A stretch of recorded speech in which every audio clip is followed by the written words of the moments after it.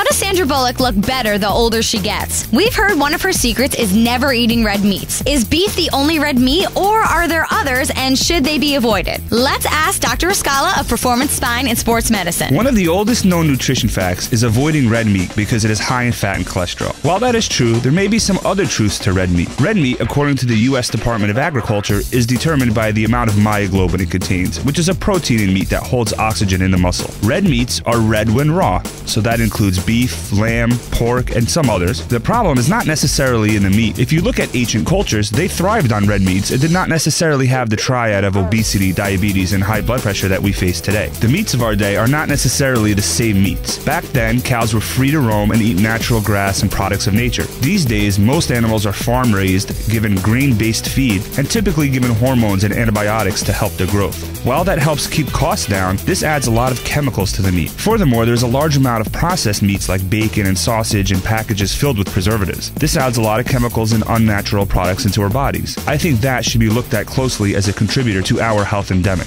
If you do enjoy red meat, I think it's okay if it is in moderation and preferably organic grass-fed meat. Cut off any visible fat on the meat and limit the portion to 4 to 6 ounces. That way you'll get the satisfaction of the dish without the overabundance of calories and fat intake. The bottom line is red meat can be quite nutritious, especially if it comes from animals that have been naturally fed and raised. It is a good source of protein, iron, B12, zinc, creatine, and various other nutrients. 5 ounces of red meat contains about 200 calories, 20 grams of protein, and 10 grams of fat. On a plate with some nice greens and veggies, you have yourself a sensible dinner. At Performance Spine and Sports Medicine, our nutrition specialists can help you sort through all the hype and calculate a meal plan that is well balanced while avoiding the fads of deprivation that leads most diets to failure. I always tell my patients, it's not a diet, it's your life's nutrition plan.